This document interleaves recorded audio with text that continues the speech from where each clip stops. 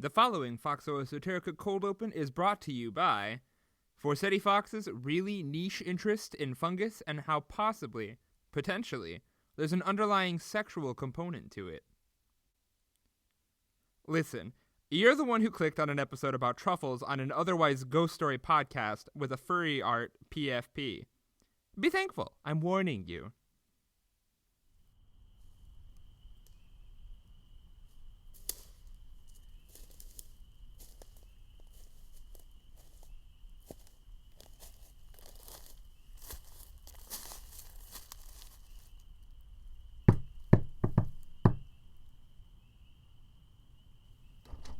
Welcome, my dearest friend. Well, don't look so alarmed. This can't be the first time you've seen mushrooms growing out of me. There's no way I haven't told you about my curse afflicted unto me by the great fungal entity of the woods. The winds and rains are at their peak, and the reproductive cycle begins anew. The fruiting bodies born of the mycelium growing beneath my hide are simply springing forth to cast their spores to the breezes. No, you're right. This sort of conversation is better when you're less sober. But yeah, I can't believe I've never talked about the mushroom thing before. That's like a core Forseti Fox character trait. Not only am I the Vulpine Witch of the Woods, you know and love, with a maybe minor penchant for mycology, I also happen to actually be cursed to share my body with a fungal host, because of my affiliation with the great fungal entity of the woods. Really? I've never brought this up. Oh no, I'm perfectly fine with it. I find it neat. I know. Drink first. Then weird mushroom Foxxo Esoterica deep lore talk. No, it doesn't hurt. It's really cool. Fungus is... look. This one's the bulbous honey mushroom. You remember that one? The huge one that grows in Oregon. I did an episode about it. It glows in the dark. That one's fly amanita, naturally. And this one's the... You know what? For legal reasons, I don't have a clue what that one is. Yeah, no idea. But yeah, every once in a while I consort with the great fungal entity of the woods in order to, help the cycle of growth in the natural fungal world. It's a very important duty. I take it very seriously. And as a result, I'm a living host to the entities... Listen, the wine is on the table. Just totally feel free to open it up. You don't gotta wait for me. But yeah, fungus is really important to me. Here, how about tonight I'll tell you a tale completely corporeal. No ghosts, no spirits, maybe a little true crime. But big on the mystery and wonder of fungus. The truffle. Are you familiar? Neither am I. I am not a wealthy fox. But it is a baffling, yet enticing organism. And maybe by telling you the truffle's, story, I can perhaps illuminate part of all the fungus's majesty a little, like foxfire in an otherwise moonless wood. After all, that wine you're drinking wouldn't exist without the wonders of yeast. Yeah, you're right. Let's just jump into the theme song before I get any weirder. But I promise, this is important Foxxo Esoterica deep lore. I am an acolyte of the wondrous decomposing kingdom, and it's really important that I actually do my duty. Welcome to the foxhole at Foxxo Esoterica. I promise I was sober when I wrote this. Welcome back to Foxxo Esoterica, the paranormal comedy podcast that is about to become supremely indulgent. Also tonight, the podcast will be having its special anniversary episode. Not the anniversary of the podcast, mind you, but my actual literal anniversary with my husband. It falls on the release schedule day. We'll have a swanky dinner later, rest assured. I'm your host, Forseti Fox, the Fox Witch whose birthday is tomorrow. March truly is an involved month for me. If the cold open didn't indicate, tonight's episode is going to be a bit of an outlier from most, because it's going to be a headfirst dive into biology, with a splash of true crime, and no supernatural such and such in sight. Unless, of course, you find the allure of a truffle particularly haunting.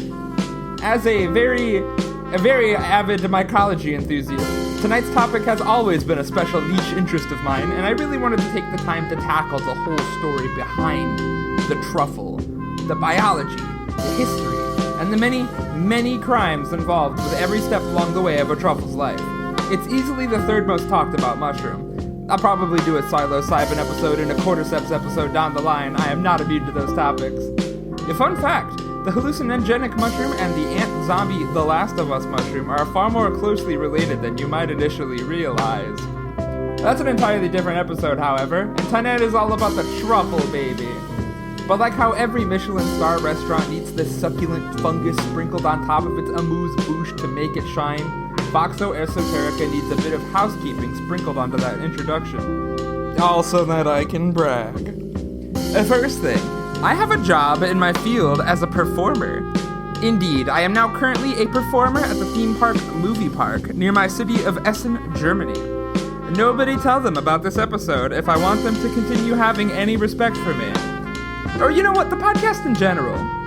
But yes, it'll be a seasonal gig, and I'm going to be doing the shows, parades, specifically Charlie Chaplin impersonations, potentially, and the haunted houses when Halloween rolls around.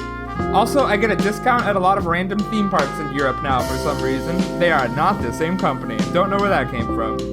So maybe I'll make roller coaster enthusiasm-related content in the future. Who knows?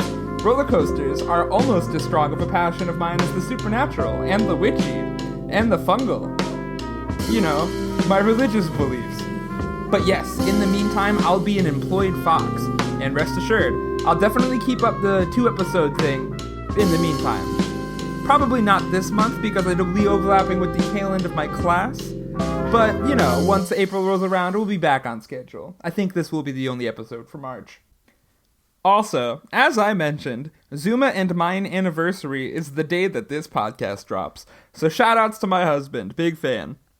But yes, without further ado, let's get weirdly poetic about fungus after I go through the encyclopedic collection and the potion brewed.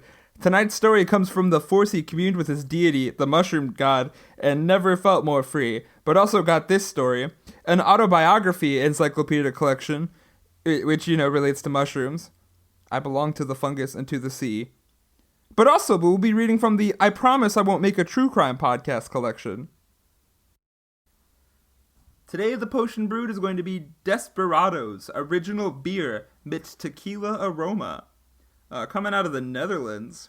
It doesn't really relate to the episode today, but I kind of saw it in the store and I was like, anyway, let's try it. I like tequila. It comes in a glass. Oh, and it's bubbling.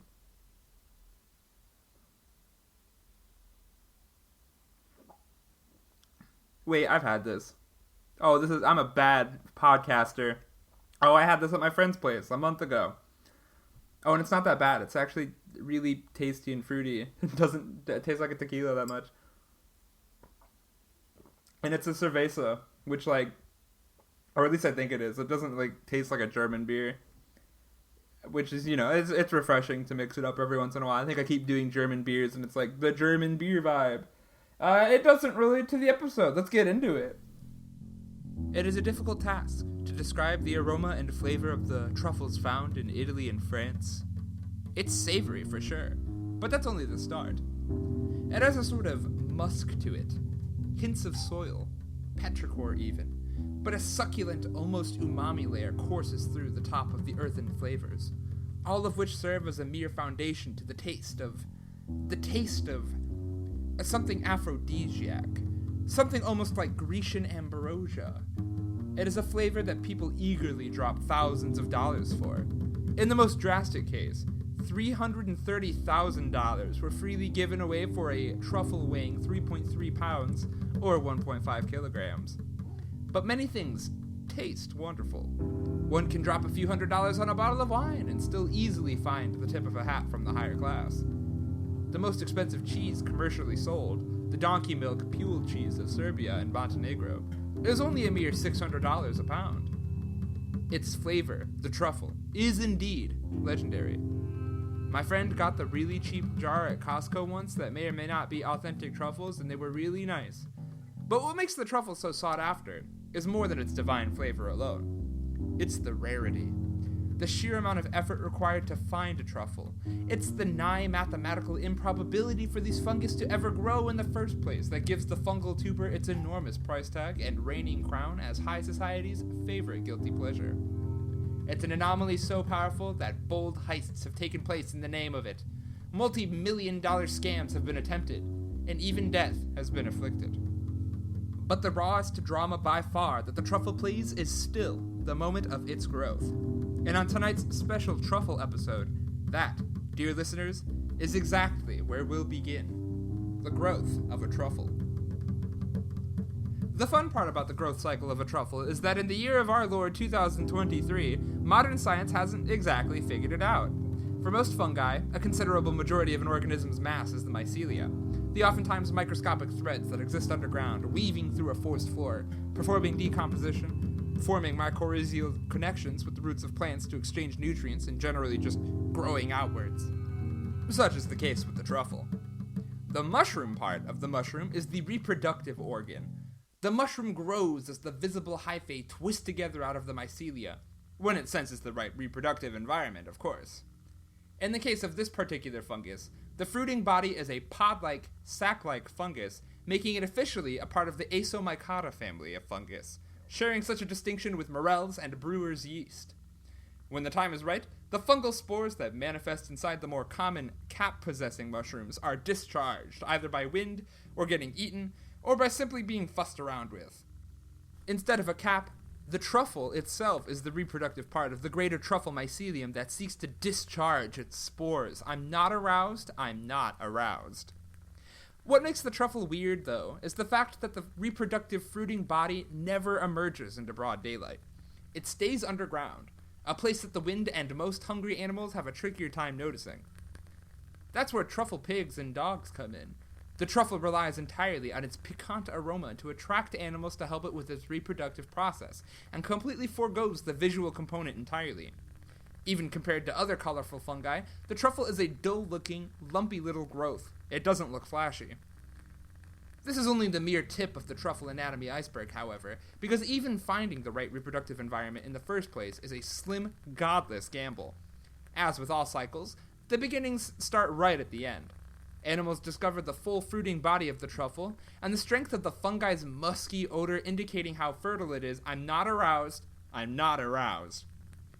Normally, mice, squirrels, and other small mammals have the keen nose to pick it up, but wild boars have a knack for finding truffles. Birds as well, sometimes. They dig and find the truffle, eat it, digest it, and then conclude the digestive process, ideally in a location where the spores can grow into the earth. The spores are rather resilient, being able to survive any animal's digestive process, as well as lay dormant for 30 or 40 years if need be. But they are not tenacious. They cannot compete with many fungi whatsoever, so they can only grow next to trees that haven't formed any strong mycorrhizal bonds. I sure did put the word mycorrhizal in the podcast a bunch for only ever having read it and not heard it out loud, so if I'm pronouncing it incorrectly, yes. Truffles are mutualistic ectomycorrhizal fungi, which means that they have the ability to exchange nutrients with plants, but they don't have strong enough enzymes to take in nutrients the normal way that fungi engage in decomposition. So they are completely reliant on other plants for survival, and they can't expend energy to grow out and seek out plants. They have to simply wait within the feces until literally getting pushed into the soil by heavy rain or insects, but nothing so intense that the spores get pushed down past the humus layer. This is a science-heavy episode, bear with me. The layer of dark soil towards the top that mostly consists of decomposed biological matter. And then, the truffle only really grows in neutral, or slightly alkaline soil, and then some magical ethereal combination of temperature and moisture must go on to convince the truffle that it's reproduction time. And then, bingo bongo, something, a truffle is formed, nobody really knows for sure. What we do know is that truffles have the ability to produce asexual spores, aka conidia, as well as sexual spores, aka myospores, that require two different healthy truffle mycelium to be near each other in the first place and link up and, exchange genetic material. While the asexual process saves energy, it's more likely that the sexual process produces the aromatic culinary truffle, which is, naturally the harder, less common route taken. Probably. No one really knows for sure. Truffles are the wizard's fungi. Mycology is an enigma. Let's finally get into the sources. So I'd like to start by saying that this episode would not exist if it weren't for me devouring Merli Sheldrake's book, Entangled Life, as well as Ryan Jacobs' book, The Truffle Underground, a tale of mystery, mayhem, and manipulation in the shadowy market of the world's most fungus expensive. Wow, I'm not good at reading. In the world's most expensive fungus. The former book opened up the fungal door to me, but the latter ripped the door off of its hinges in regards to the truffle story.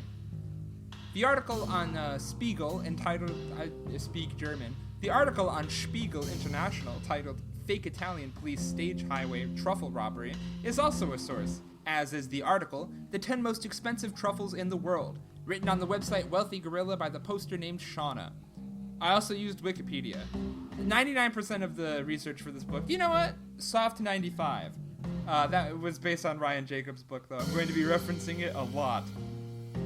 I would like to begin the history portion of this episode with a section titled The Tale of Talon. It is a tale that begins at the dawn of the 19th century, objectively late into the story of the truffle's history, considering the fact that the fungus has been consumed for thousands of years. But it is the tale of Joseph Talon in which the trajectory of the truffle's prominence in society truly shifts. Though, I will discuss the historical accounts. Historically, civilizations around the northern Mediterranean, from Egypt to Anatolia to Greece to the Etruscans to Rome, consumed enough truffles to justify there being a historical record of people consuming truffles, but nobody came remotely close to cracking the code of where they came from. Philosophers like Plutarch thought that they were formed in places where lightning struck, while philosophers like Dioscorides thought that they were just weird-looking potatoes. Truffle hunting, by means of using hogs and dogs, didn't begin until maybe around 1481 or sometime around that year, but it is also around this year that King Francis I of France publicly declared the truffle a delicacy. And yes, it's not as if people didn't think it was a delicacy, but there were pockets in the world where people thought it was too tedious to get truffles, or people would cook them with too many other things and bury the flavor and aroma, and sometimes people would associate them with witchcraft for some reason. So it is really this century that thrust the truffle into the upper echelons of the classes as a symbol of high class and exclusivity. Also, I might be wrong about the, 1481 being the start of truffle hunting. That feels wrong. But that's what I wrote in the notes, so don't let me know if I'm wrong. However, it is Joseph Talon that changed the truffle game from a risky, oftentimes treacherous hunt into a cultivatable endeavor. And I should take a step back, because as of the year of our Lord 2023, no one has actually figured out a way to grow a crop of black and white truffles that, the kind that come out of Italy and France, generally regarded as the quote-unquote actual, verifiable, authentic truffle. All the other ones aren't that flavorful, end quote. We love run-on sentences, but also that note probably should have come earlier. It's really important to the whole plot of this narrative. That'll get a note later. Also, damn, the late 1810s is where this particular story beat begins. Some speculate 1818. Joseph Talon was a peasant working on the French commune of Saint-Saturnin-les-Apt. With commune, think U.S. state.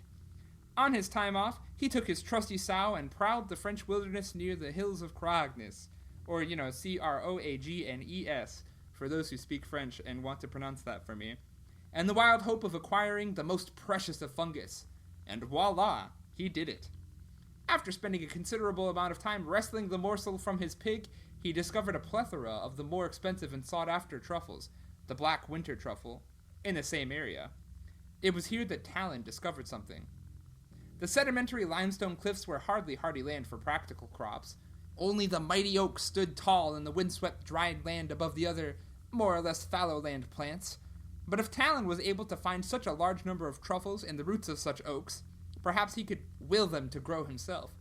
And so, Talon purchased large swaths of otherwise fallow land, planted a bunch of acorns, and accidentally inoculated further groves of oak trees with the acorns imbued with truffle spores.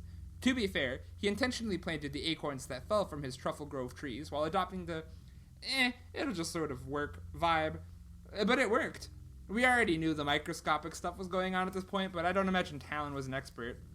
He also may or may not have been involved in a Napoleonic War at some point, but, those kind of ended in 1815, so who's to say what the calendar's accuracy is there. Talon was also belligerently adamant on keeping his money-making strategies a secret, a famous habit of truffle hunters. And he probably would have gotten away with tricking everyone into thinking that he was randomly really lucky, if it wasn't for his cousin, Joseph Talon. They have the same name. Talon II would routinely consort with the more upper-class gentlemen of the French society, name-dropping moment, such as Monsieur Etienne Carbonel. There's no way anyone listening to this podcast knows 19th century truffle farmers or hunters, so I'm not name-dropping anymore. Besides Auguste Rousseau, who refined Talon's oak planting patterns and wrote extensively on the process in a way that changed truffle culture into a weird, let's go into the woods and hope we're lucky vibe, into, hey, you can farm these and they're still authentic and tasty, kind of, you just gotta hope the oak trees plant them, or form them. Mushrooms. But then, thieves who once committed outright robbery came to a practical solution. You can just wander in the woods, dig up truffles, and tell anyone who stops you that you are just chilling in an otherwise normal forest. What do you mean these oak groves are growing something? I'm not gonna eat acorns. And thus, the Achilles heel of a truffle cultivator's incessant need to keep secrets strikes again. Truffle theft wouldn't be taken seriously by law until 1865, but French judges really only went after repeat offenders, and gave them a measly fine and a 10-day prison sentence if they were caught. The realm of truffle growing was a wild frontier for years, until the World Wars ruined everything. Obviously, nature was destroyed and people were killed, but the priority of teaching your children how to cultivate truffles fell to the wayside when compared to the priority of not dying in a world war. So the truffle industry would experience an intense shortage until the 1970s, when scientists rediscovered Talon's oak tree inoculation strategy. But the lust for an easy cash grab followed almost immediately after the introduction of truffle-bearing trees in France and Italy again, and the cycle of thievery also showed its ugly head in the 1970s. Truffle theft isn't a new phenomenon.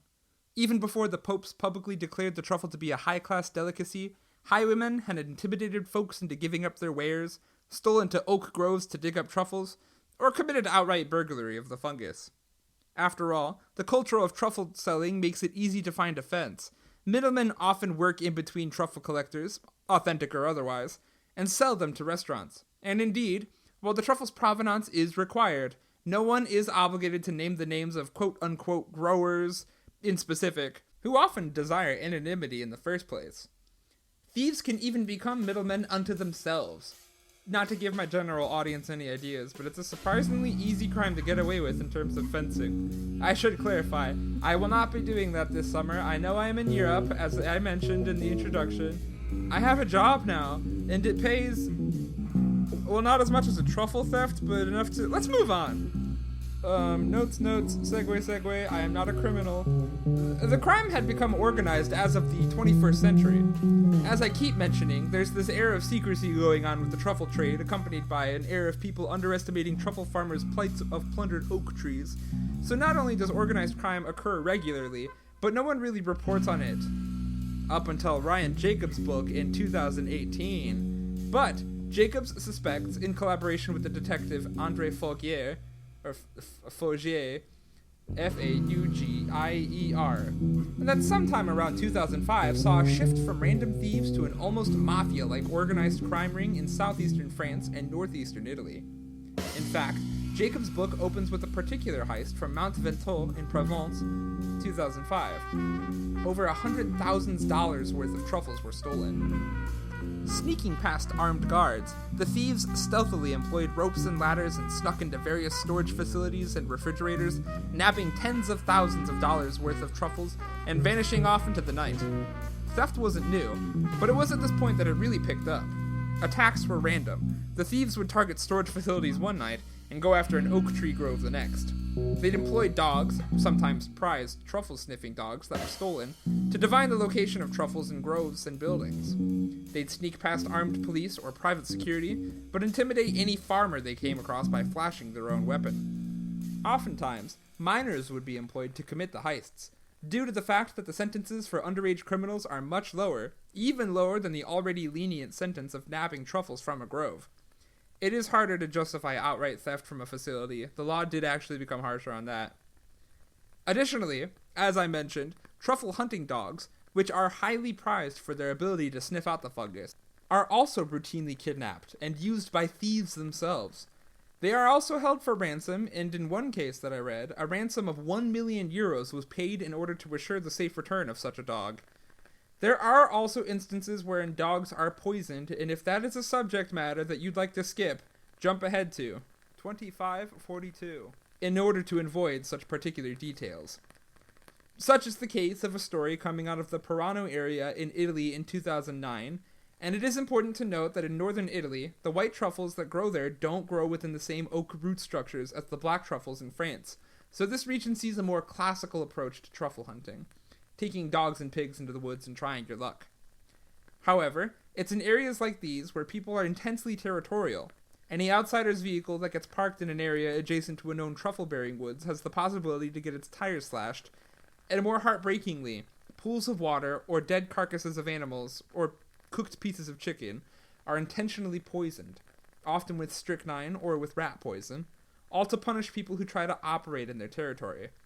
It was in 2009 that truffle hunter Gabriele Caporali lost his Cocker Spaniel when a puddle of water was poisoned with strychnine. The Cocker Spaniel would pass away at the vet's office, and is one of multiple dozens of victims of a similar sabotage that the vet reports yearly. We are now past the dog part of this episode, where I would mention specific details. Far be it from me to deprive you of specific stories, however, from more than just the book I mentioned. I'd feel a bit silly and plagiarizing if I used Ryan Jacobs' book for the entirety of this podcast episode. And break out your Foxxo Esoterica bingo cards again, because I am specifically mentioning Germany, the German magazine Spiegel International. Even though it doesn't really take place in Germany, it's just, the newspaper that wrote it. In the late spring of 2007, near the municipality of Quisano di San Domenico, 58-year-old truffle hunter Dario Pastroni was the victim of a strong-arm robbery. On his way to the truffle market, a vehicle marked as an official police vehicle stopped his car, and 3 men, dressed as police officers, asked Pastroni to leave the vehicle. Then, without so much as pause or hesitation, the 3 men simply took 200 euros worth of white truffles. They drove off, and like with all of the heists involving adults, the 3 police impersonators were never caught, identified, or faced with charges. It is assumed they went to a different market and sold the truffles free of hassle. You know what? Don't quote me. If that story is actually in the book, just let me be wrong. But like the mycelia weaves its threads through a forest floor, I hope you're seeing the narrative thread that I'm weaving throughout this episode.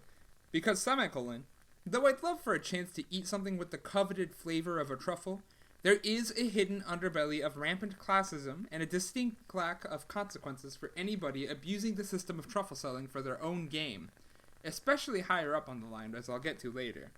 I'm merely scratching the surface of truffles here. Ryan Jacobs wrote a book. I am not going to do that. I'm busy. But tragically, this rampant, unchecked track record of crime leaves dire consequences in its wake. And in the case of the next story I have prepared for you, it ended up with the taking of a life. Now, full disclosure, this story deals with a death that occurred in the December of 2010, recent enough so that there are a number of people alive to this day who remember the victim. His name was Ernest Pardo. If that is something you're not particularly in the mood to listen to, skip ahead to 3153, and you'll be able to avoid the particular details. With that in mind, I'm just going to present the facts for this case and avoid making jokes or commentary. This factor of the truffle trade is an important detail, though, and this story in particular is very important to the point I want to make at the end of this episode. So, the aforementioned Andre Faugier, who helped Ryan Jacobs with the writing of his book, is actually directly related to the story because Ernest Pardo worked for Faugier as an informant from time to time. The 2 men actually grew up in a school together, but when Faugier joined the French police force, the gendarmerie, Pardo would actually find work as a jewel and car thief for a while. Despite this dissonance, Pardo would routinely work with Faugier due to the fact that the both of the men were close friends. There was a respectful, no-asking-questions vibe, but they were nonetheless friends regardless. Pardo would actually give Faugier leads on matters of truffle hunting, however. The work was very important to Faugier as a member of the Truffle Cultivation Union, not that he did the hunting himself. Laurent Rambaud is a truffle harvester working in the French region of Grignon, and truffle thievery was rumored to have been going on in Grignon in 2010. Not saying that one correctly, also I do believe that is Grignon. Security camera footage and footprints made the matter less of a mystery. As such, many of the truffle cultivators in the area took to carrying weapons around the property in order to protect it, and Rambaud was one of them. On December 20th, Pardo was walking on Rambaud's property with his dog, and Rambaud stumbled across the man while in possession of a shotgun. Rambaud saw the man and mistook him for being armed, and ended up shooting Pardo in the leg. Some speculate that it was Pardo's big stature, or his Roma descent, that also helped motivate the crime, but it is also the case that Rambo thought Pardo to be in the possession of a weapon, which actually ended up not being the case, and had intentions to dig up Truffles on the property. No one knows for certain. The only two men that were present at the time were Pardo and Rambo ended up shooting Pardo. He actually ended up shooting him a second time while he was crawling towards his car, killing him at that moment. Rambo then went on to call the police. Rambo was tried and convicted of murder, but the Truffle Hunters Union held a protest, claiming that he was simply protecting his property. Additionally, truffle theft did not cease in the Grignon orchards afterwards. New laws were introduced to dissuade truffle theft, but still, nothing was too intense a punishment. In fact, 10 kilos had to be stolen before the crime would even show up in the gendarmerie's radar. Rambo was sentenced to 8 years in prison. At the time of Jacob's book, I believe he was still serving his sentence, but at the time of this podcast episode, I do believe he has finished it, though I do not have any clues as to what became of Rambo at this point. So, the main takeaways from this are that a murder took place, and that it is important to discuss that in regards to the fact that there are crimes in relationship to the truffle. This is a bit of an ad-lib, but I didn't really put it in the notes, but regardless of whether or not the crime was motivated correctly, it is indicative of this greater sort of paranoia that comes around the culture of growing truffles and even of, like, looking out for them. Because even though some claim that Pardo was walking his dog, there was a pickaxe found on the property, so it wasn't as though there's 0% chance that he was actually looking for truffles. It definitely does not justify the murder of him in that case, in my opinion, but it is all a tragedy all the same. I will do jokes and bits on it later, but there is a certain degree of obsession within the truffle community that is totally unwarranted, especially considering it leads to situations like this. This is the conclusion of this part. I'm going to do a little pause. Hey, and welcome back to the podcast. If you wanted to avoid talking about an actual real-life murder, we are now through with talking about it. I have done my piece on it, and I will continue with the script. So, at this point, we've covered the weird biology of the truffle, and we've covered the underground spree of crime associated with it. I cannot express it enough. Thank you, Ryan Jacobs. With such an ephemeral, mythical presence and a high price tag, it's no wonder that crimes have been committed in order to snatch up the prized fungus. And indeed, there exists such a fierce secrecy about one's territory, about one's own oak groves and the hounds and pigs that one raises. There's an obsession with the hunting and cultivation of truffles that mirrors the desperation of finding such a rare morsel, and trying to get enough of a nest egg to survive the winter comfortably. Indeed, it's easy to get rich if you're lucky, but it's not a foolproof automatic job by any means. But you'd be very incorrect if you thought that the obsession started and ended with the hunting process. After all, the Macau property mogul Stanley Ho freely and willingly paid $330,000 for a single truffle, and this was far from the only 6-digit fungus that Ho would chip in for. Actually, brief anecdote. Remember that one source I found, the top 10 most expensive truffles? I really only used that for this one note. Stanley Ho actually bought 2 separate truffles, both valued above $300,000, and also bought another one that was around like $200,000, and he just was on the top 3 parts, like spaces on the list of people who bought really expensive mushrooms. And it like mentioned that he had a fervor for truffles that, well, like one can easily see by the fact that he spent more than $1 million on only 3 different specimens. But Stanley Ho did pass away in 2020, but he still holds the record for buying the top 3 most expensive fungi to this day. It's crazy. Wealth is a scary thing. Here's the part of the podcast where I discuss the truffle crimes committed against the rich in a way that I'm going to make fun of the rich, because unlike the aforementioned crimes, these ones only really affect the wealthy. I did mention an undercurrent of classism earlier, but I do want to point out that there's nothing inherently evil about being a truffle hunter. Those people are out there actually doing a job, and I don't want to villainize them in any way. Anecdote time, though. As mentioned, the 2 most valued truffles are the black winter truffle, aka black Périgord truffle, aka Latin moment Tubermelon sporum. These are the ones that are found in France that love oak trees, and this is the worst run-on sentence I've ever written for the podcast. And the second one is the white truffle, aka the Alba white truffle, aka Tuber magnatum, and those are found in the Piedmont region of northern Italy. Period. These are the 2 specific truffles that spore sommeliers swear are the only authentic truffle. The only ones that are boasting that unnameable, earthy, musky, rich, aphrodisiac, deep... Fuck, I'm not horny. Where was I? Oh yeah, really rich people claim that these are the only two truffles from the only two truffle regions that boast such a dilettante reputation. However, it is worth mentioning that white truffles, also of the tuber magnatum pico distinction, have been uncovered in the Istara region of Croatia, and to most, they fit the bill. In fact, the aforementioned 300,000 truffle that Stanley Ho purchased was a Croatian one, and it wasn't even a white truffle. With that in mind, members of the truffle tuber family are grown all around the world. One can find black summer truffles in the more northerly regions of Europe, tuber estivum. Folks in the States have successfully adopted Talon's famous inoculation method, though states like Oregon already have their own tuber gibosum and tuber oregonense, the Oregon black and Oregon black spring truffles, respectively. And the southern states have their own pecan truffle, the tuber leone. You know what? I'm gonna end this part right here. That's just too much Latin. The point is, there are a lot of truffles, and they kind of have the taste and vibe, and if you tell a rich person the provenance, they're going to roll their eyes in disgust at the Oregon truffles. Not everyone. The Oregon market is actually quite bustling. However, it is in the distribution process where tricks are often pulled. Sometimes, you have simple instances wherein people find truffles with holes and fill them in with black mud to mask them. And sometimes, people casually lump old, dried-out truffles amongst fresh ones to get more per weight. Sometimes, people import black tuber indicum truffles from China, which look identical to the black truffles of Europe, but lack the scent. It's as Ryan Jacobs describes. As one cocaine dealer might cut one batch of coke with flour, sometimes people import the cheap truffles and sell them with the expensive ones in the same batch. Similar strategies have been developed with desert truffles from Morocco, Tunisia, and Libya, which look almost like the white Alba truffle. These things are commonplace and almost laughably easy to pull off without DNA testing or really professional truffle identifiers, but it's impossible to avoid. The aroma and flavor of a truffle only lasts as long as a week, and sometimes not even that long. And for a truffle to pass from hunter to middleman to business to chef to customer in such a short span, corners are routinely cut.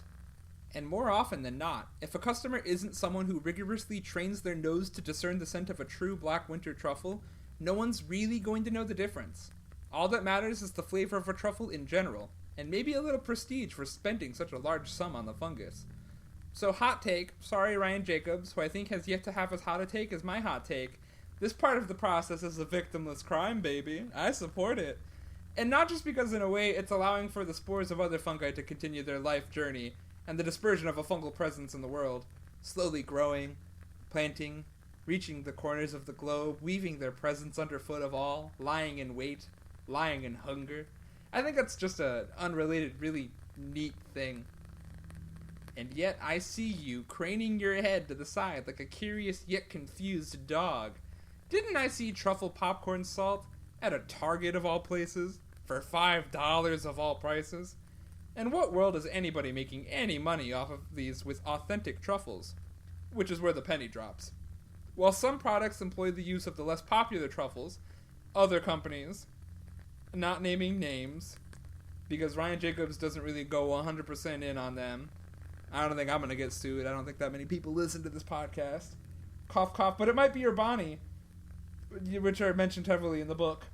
Use synthetic flavoring that mimics the sort of truffle scent, or a rich scent that you can just convince people is truffle, if they're poor and have never gotten close to the real deal to tell. This is all very speculative and very much not confirmed, but another theory exists wherein people take the homeopathy approach and diffuse a bit of truffle scent into a large vat of olive oil or salt or what have you. It is also very possible and very easy to can and jar truffles, which kind of prolongs their life without having them be at peak aroma. Some of the aroma will dissipate, but you won't get a flavorless fungal ball by any means. I imagine this approach is favorable with the non-prized truffles, and I also imagine this is the Costco vibes that I experienced earlier. And again, in regards to the homeopathy allegations, this is all but confirmed. But there is no logistical way that products for under $50 or so would be made with real, fresh truffles. I didn't really, look that up, but I crunched the numbers in my head, and there's just no way. But this episode's long enough. I've decided I'm busy. I have a German class and a job and a wedding anniversary. So, where am I at with this episode? I guess it's conclusions time. I think that truffles are real. I believe in the existence of a presence like, nah, I'm not going to continue with that bit like that. Like a hack. So, what can one glean from the story of the truffle? Perhaps I saw the movie The Menu a bit too recently. Anya Taylor-Joy is always a delight to see perform. But my hottest take is that there is no such thing as luxury. There are tangible things in this world capable of bestowing delight. It's really nice to own a modern, problemless car when one can. I enjoy the taste of a nice, dry Chianti, despite it not being the cheapest option. But there is no meaningful difference between a Tesla and a Chevy Bolt besides the price tag. The general shape of the car is a ruse designed to trick you into becoming someone who can show off to your friends your wealth, your affluence, your knowledge of the cultural zeitgeist. The Ferrari can reach speeds no mere Honda Civic can touch. Are you going to break the speed limit? And having tasted truffles from Costco that are 100% not tuber magnatum or tuber melansporum, I didn't check, I can safely claim that they tasted lovely. Lovely enough for me to feel no compulsion to taste a quote-unquote true truffle, not if lives and livelihoods are at risk. The most luxurious things in the world come at the cost of those devastated by the collection process, and while this is a minor example when compared to the likes of diamonds or drugs, it's nonetheless an example of the phenomenon. The wealthy are beguiled by a status symbol, a means to impress others, to trick themselves and other people that they've made it, that they're happy. One could spend $1,000 on a charity, or one could spend $1,000 on a fungus, a moment that lasts a second, a moment where so much painstaking uncertainty occurred just for someone to show off, and then it is over. The truffle has a specific aroma, specifically designed to attract burrowing animals. It even mimics the male sex scent of a pig, and it can lay dormant for decades. The fertility mechanism of the truffle is a delicate device, but the truffle is in and of itself slow and methodical enough to see its cycle made in full fruition without the clutching grasp of human hands expediting the process for a profit. The truffle is above humanity. I would say that the truffle bewitched humanity into worshipping it, but the truffle has no need for human adoration. In our blind ignorance, we did the work for our truffle god without the deity ever acknowledging our existence. Blind, fickle mortals. There is no divinity in the world that would notice our petty existence. There is no divinity in this universe that should notice our petty existence. In the cosmic scheme, our existence is as brief and fleeting as the lifespan of a fruiting truffle. But a fruiting truffle is only a mere extension of an ancient, patient mycelium, some mechanism in the greater working of something that has dwarfed our lifespans and will outlive us all the same. What is humanity to the fungal kingdom? Food. And then dust. So yeah, thank you for letting me do this little indulgent topic. I love fungus. It's fun to do something fun, I guess. Let's do the music. I love fungus so much. They are just a worldly presence to me that I submit to eagerly and willingly. I'm very normal. Leave a comment if you want me to actually discuss my religious and or sexual relationship with fungus for an episode. But for now, let's get into the review corner. I do not feel compelled to actually look up any truffle companies. They're doing their own thing. The fungus is the fungus unto itself. What is a mere company to a godlike presence anyway? So let's do Parc Naturel Régional des Préalpes d'Isère, French, and southeastern France. I imagine a truffle has been found there at some point. Rachel Spooner writes, just too much going on to review here, and there is something for everyone. Breathe the cleanest air and bathe in the clearest waters. Fed from springs everywhere. Not my first visit, and it certainly won't be my last. 5 stars. Emma Waitley writes, no such thing as service at all. Paid €8 for a milkshake that wasn't even what I wanted. Then I tried to order a burger through the only way possible on a filthy touchscreen, and it kept adding on additions I didn't want. After 5 attempts, I got annoyed and stormed off with a milkshake that I paid too much for and didn't want to go in the bin. After years of going to this place, I will never visit again. McDonald's is only 30 steps to the left, and currently better quality and much cheaper. 1 star. Did she review the correct location? Who's to say? Ryan Chick writes, great pools to swim in. River water is very cold because of mountain runoff. Parking on side of the road is limited. 4 stars. Eb Kretschmer writes, very nice amble in the countryside. Luckily did not see any wolves. Well, yet. 5 stars. I had to mention canines at some point this episode. Wait, how close is Gévaudan? Checking. I'm looking at notes, I already checked this. So not that far away. We love a Foxxo Esoterica throwback. Love that Bête du Gévaudan. I do a lot of episodes in France, I'm finding. But yes, 9 out of 10 people recommend this park. What's the bit I'm doing? I'm in a weird mood. I don't really do real life stories that often. I've lost track of what's a bit, what's an example of religious fervor. Anyway, you can find Foxxo Esoterica on Anchor, Breaker, Google Podcasts, Pocket Cast, Radio Public, Spotify, and YouTube. You can also follow me on Twitter at FORSETI. Maybe I'll post. And you can support Foxxo Esoterica on Patreon and Ko-fi at FORSETIFOX for both, as well as TikTok at FORSYFOX. I haven't made one of those in a sec. And thanks to Sunel Chiquito for the podcast artwork. The fungal entity comes for all of us in the end. Welcome the warm communal embrace. You're welcome. I'm so normal.